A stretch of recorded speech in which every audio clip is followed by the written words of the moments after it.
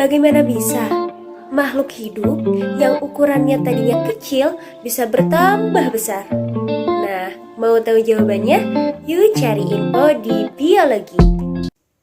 Assalamualaikum warahmatullahi wabarakatuh. Bagaimana kabarnya hari ini? Alhamdulillah luar biasa, Allahu Akbar. Sebelum memulai kegiatan pembelajaran, alangkah baiknya kita membaca doa terlebih dahulu. Marilah kita baca doa bersama-sama. Bismillahirrahmanirrahim. Amin. Sebelum masuk ke proses pembelajaran, anak-anak silahkan akses di Google Classroom untuk mengecek kehadiran kalian. Silahkan bagi yang hadir hari ini klik hadir, bagi yang izin klik izin, dan bagi yang sedang sakit juga klik sakit. Materi saat ini bisa kita kaitkan dengan salah satu ayat Al-Quran. Sebagai contoh adalah Quran Surat Yunus ayat 24. Boleh anak-anak ambil Al-Qurannya atau bisa diperhatikan di layar. Kita baca bersama-sama ya. Bismillahirrahmanirrahim.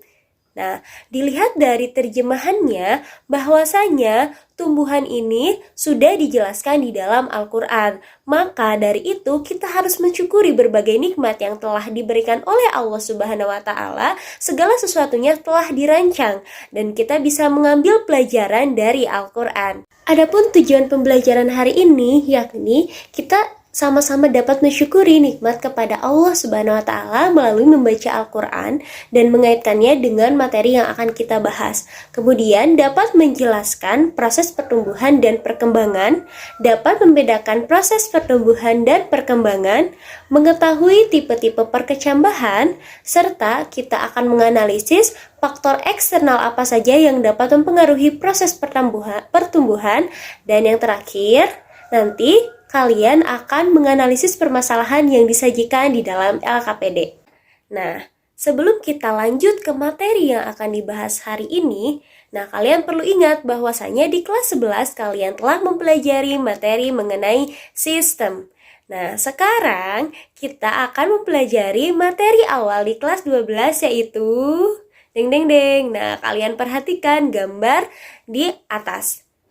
Di gambar tersebut ada suatu proses yang terjadi di dalam tanaman. Ada yang tahu proses apa itu? Oke, Sulis? Pertumbuhan, Bu. Pertumbuhan. Oke, yang lainnya ada yang tahu? Tumbuhan bertambah tinggi. Proses tumbuhan bertambah tinggi. Oke, jawabannya tepat semua. Proses tersebut adalah proses pertumbuhan. Maka pembelajaran hari ini akan membahas mengenai pertumbuhan dan perkembangan pada tumbuhan atau pada tanaman. Oke, mungkin dari kalian ada yang bertanya-tanya, apa sih perbedaan pertumbuhan dan perkembangan? Karena dilihat dari istilahnya, mungkin kebanyakan orang mengira bahwa hal itu sama. Untuk mengetahuinya, pertumbuhan ini merupakan segala sesuatu yang dapat kita ukur. Sedangkan perkembangan adalah segala sesuatu yang tidak dapat kita ukur. Contohnya, pada proses pertumbuhan itu ketika tanaman akar bertambah panjang, batang bertambah tinggi, itu disebut dengan pertumbuhan. Karena hal itu bisa kita ukur atau bisa kita nyatakan dengan angka. Sedangkan contoh dari perkembangan adalah munculnya akar, munculnya batang, munculnya daun. Ketika hal-hal tersebut muncul, kita tidak dapat menyatakannya dengan angka, maka hal itu disebut dengan perkembangan. Adapun karakter atau ciri-ciri pertumbuhan itu apa sih, Bu? Ada yang tahu ciri-ciri pertumbuhan? Oke? Ya, Ibnu. Bisa dinyatakan dengan angka. Bisa dinyatakan dengan angka. Oke, karena tadi sudah disinggung ya bahwasanya pertumbuhan ini contohnya tinggi. Tinggi itu bisa kita nyatakan dengan angka. Ada lagi? Ada yang tahu mengenai perkembangan, ciri-cirinya atau karakternya? Oke? Bisa dinyatakan dengan angka. Oke, tidak bisa dinyatakan dengan angka, Bu. Oke, betul semuanya. Jadi ketika pertumbuhan itu bersifat kuantitatif atau bisa dinyatakan dengan angka, sedangkan perkembangan itu adalah kualitatif, artinya tidak dapat dinyatakan dengan angka. Kemudian, kalau pertumbuhan itu sifatnya irreversible, artinya tidak dapat kembali ke bentuk semula. Sedangkan perkembangan itu reversible, artinya dia bisa kembali ke bentuk semula. Untuk selanjutnya, untuk mengetahui lebih jelas mengenai perbedaan pertumbuhan dan perkembangan, ayo kita pergi ke kebun jagung untuk mengetahui pertumbuhannya dari mulai benih hingga tumbuh dewasa. Yuk kita masuk. Nah, buat yang pertama, benihnya itu masuk ke dalam tanah. Nah, benih tersebut memiliki 3 bagian. Yang pertama ada endosperm, yang kedua ada kotiledon, yang kedua-duanya berfungsi sebagai cadangan makanan. Kemudian yang ketiga ada bakal calon embrio. Nah, bakal calon embrio ini yang akan menjadi tanaman baru, tanaman jagung yang akan tumbuh. Nah, setelah itu ada proses yang disebut dengan imbibisi, di mana akar bisa keluar menembus kulit dari benih jagung tersebut. Nah, imbibisi ini terjadi karena 30% air masuk ke dalam benih, sehingga mengaktifkan hormon yang namanya giberelin. Nah, hormon tersebut dapat mempercepat proses perkecambahan. Nah, setelah itu, kita lihat ada tipe perkecambahan. Tipe perkecambahan jagung ini merupakan tipe hipogel. Nah, untuk tipe perkecambahan ini terdiri dari 2. Nah, salah satunya adalah hipogel. Untuk jagung tersendiri adalah tipe perkecambahan hipogel yang dimana kotiledon tetap berada di bawah, tidak ikut naik ke atas, sehingga di periode berikutnya akan langsung tumbuh daun pertama. Daun pertama tersebut akan membuka. Nah, setelah itu masuk ke dalam tahapan P5, yaitu populasi tanaman akan terbentuk. Artinya dari tanaman tersebut mulai terbentuk daun-daun atau terbentuk fisiologis dari tanaman tersebut. Kemudian di P8 itu terbentuknya tongkol dan bunga jantan.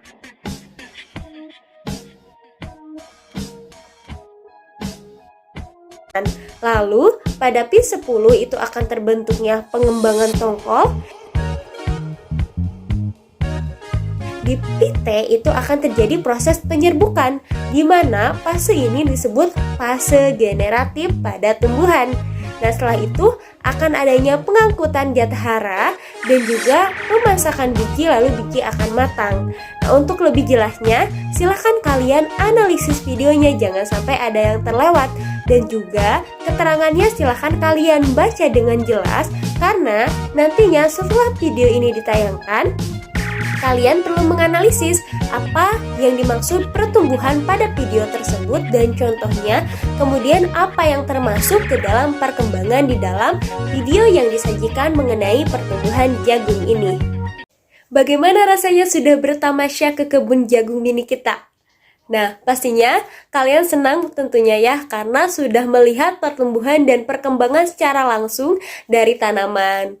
Nah, jangan lupa kalian kerjakan analisis yang sudah Ibu cantumkan pertanyaannya di dalam LKPD mengenai perbedaan pertumbuhan dan perkembangan dari tanaman jagung tersebut. Dan juga jangan lupa ditulis juga ya periodenya untuk mengetahui sejauh mana kalian dapat menganalisis video yang sudah Ibu sajikan, dan juga sejauh mana kalian sudah mengetahui atau memahami perbedaan pertumbuhan dan perkembangan di dalam atau kepada tanaman. Nah, untuk selanjutnya, silahkan kalian kerjakan LKPD-nya terlebih dahulu. Ibu berikan waktu 5 menit. Ibu sudah melihat hasil yang sudah kalian kerjakan secara individu mengenai analisis video terkait pertumbuhan dan perkembangan tanaman jagung. Wah, ternyata hasilnya bagus-bagus semua. Artinya, kalian menyimak video tersebut dengan konsentrasi yang tinggi ya tentunya. Oke, give applause ya buat semuanya. Nah, sabar dulu, belum selesai materinya. Kita lanjut ke materi selanjutnya, yakni perbedaan perkecambahan. Jadi, perkecambahan di tumbuhan itu sebetulnya ada berapa sih, Bu? Nah, untuk perkecambahan itu ada 2. Yang pertama ada epigel, yang kedua ada hipogel. Jadi ada 2. Nah, boleh kalian perhatikan ya perbedaannya.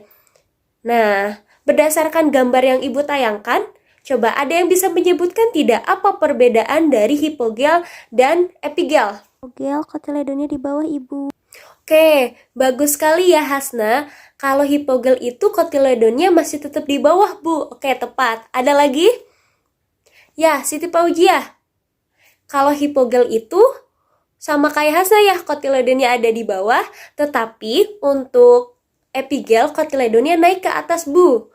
Oke, jadi kalian sudah dapat menganalisis ya perbedaannya. Secara sederhananya, hipogel itu ketika kotiledonnya itu atau yang berada di bakal bijinya itu tidak ikut naik ke atas, itu masuknya ke dalam jenis perkecambahan hipogel. Ingat, hipo itu adalah bawah, jadi tidak ikut naik ke atas ya. Untuk epigel tersendiri, yaitu dia kotiledonnya ikut naik ke atas, sehingga bisa kalian ingat-ingat epi itu adalah atas. Nah, yang bermain di sini adalah kotiledon, sehingga kalian bisa melihat dari maknanya. Kalian perlu ingat hipo bawah, epi atas. Baik anak-anak, proses pertumbuhan itu tidak berlangsung begitu saja, tidak simsalabim, abrakadabra. Akan tetapi, ada dua faktor yang mempengaruhinya. Faktor pertama disebut faktor internal atau faktor yang mempengaruhi pertumbuhan itu dari dalam. Ada juga faktor internal. Mohon maaf, faktor eksternal. Nah, faktor eksternal ini adalah faktor yang mempengaruhinya dari luar. Yang akan kita bahas hari ini adalah faktor eksternal yang mempengaruhi pertumbuhan. Nah, sekarang stay tune terus ya. Kalian akan menganalisis praktikum yang dilakukan oleh Ibu pada saat kuliah selama 30 hari mengenai proses pertumbuhan yang terjadi pada tanaman tomat. Nah, untuk yang pertama, Ibu tampilkan di sini. Nah, sudah terlihat ya semuanya. Di sana ada proses penyemaian, di mana proses penyemaian ini disimpan di dalam wadah, kemudian dialasi oleh kapas, disiram oleh air, ditebar benihnya, dan itu dilakukan dalam waktu 1 minggu. Nah, bisa kalian lihat hasilnya, ada beberapa benih yang sudah berkecambah. Nah, tapi ada di sini satu benih yang tumbuhnya tinggi sekali, akan tetapi kalau dilihat dari warnanya itu justru pucat ya. Karena hal tersebut Ibu simpan pada saat penyemaian itu di tempat yang gelap. Ketika di tempat yang gelap, otomatis itu kekurangan cahaya matahari. Ketika kekurangan cahaya matahari, daunnya dan batangnya berubah menjadi pucat, itu disebut istilahnya etiolasi. Artinya ketidaknormalan pertumbuhan pada tanaman. Akan tetapi, tanaman yang disimpan di tempat yang gelap itu justru pertumbuhannya memiliki rentan waktu yang tinggi. Akan tetapi, ketika tanaman tumbuh tidak normal, otomatis hasilnya nanti akan kurang bagus juga. Dan juga tanaman akan cepat mati. Nah, setelah itu, setelah 1 minggu, Ibu pindahkan ke dalam polybag. Nah, setelah dipindahkan dalam polybag, tanaman mulai beradaptasi dari hari ke-8. Selanjutnya kita lihat di hari ke-10. Nah, di hari ke-10 ini sudah mulai ya terlihat daun-daun kecilnya yang sudah mulai membuka. Nah, setelah itu kita perhatikan di hari ke-19. Tanaman sudah mulai melihat ya ada tunas-tunas baru. Di hari selanjutnya yaitu di hari ke-25 itu sudah mulai bermunculan daun-daun baru. Dan kemudian di hari ke-28 itu sudah mulai meninggi. Nah, tanamannya. Tidak lupa setiap hari Ibu berikan nutrisi berupa air dan juga pupuk yang dapat mempercepat pertumbuhan tanaman. Kemudian, kenapa air ini harus terus-terusan disiram? Karena air ini dapat mempengaruhi proses kelembaban di dalam tanah. Ketika tanahnya lembab, itu akan mempermudah proses fotosintesis dan juga membuat tanaman menjadi turgid, artinya tetap tegak, tidak layu. Jadi, yang mempengaruhi pertumbuhan itu ada 5. Pertama, air, cahaya matahari, suhu, kelembaban, dan nutrisi. Nah, ketika faktor tersebut tercukupi, maka pertumbuhan tanaman akan berlangsung dengan baik.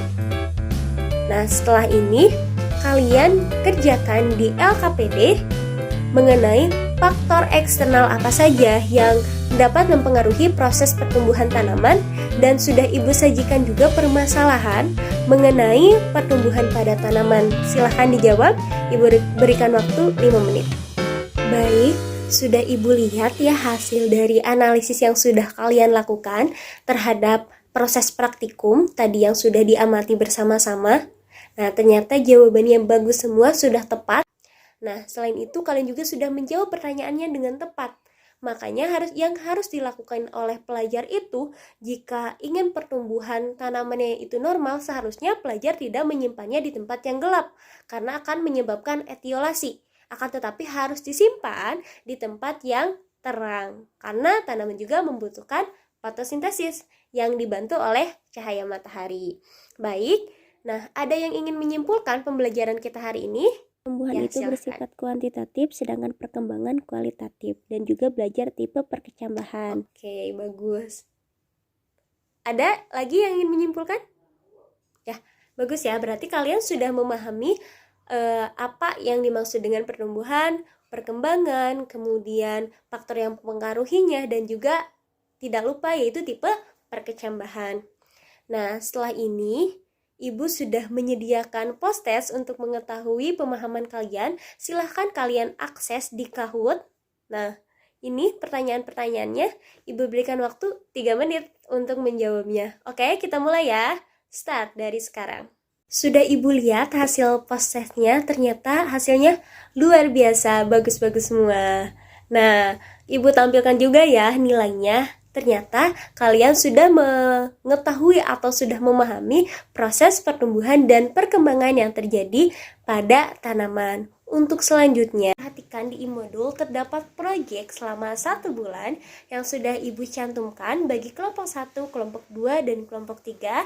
Untuk kelompoknya sudah Ibu bagikan, silahkan cek di Google Classroom masing-masing. Jangan lupa perhatikan setiap langkahnya ya. Nah, ini adalah proyek jangka panjang yang merupakan luaran dari pertumbuhan dan perkembangan. Nah, untuk selanjutnya, nanti di 1 hari sebelum pembelajaran biologi, silahkan kalian kumpulkan resume untuk materi berikutnya, yakni pengaruh faktor internal terhadap pertumbuhan tanaman. Nah, mungkin cukup sekian yang dapat Ibu sampaikan. Jangan puas dengan hasil belajar hari ini. Silahkan kalian gali informasi lebih dalam, cari referensi yang lebih banyak untuk menambah pengetahuan kalian. Dari Ibu cukup sekian. Wassalamualaikum warahmatullahi wabarakatuh.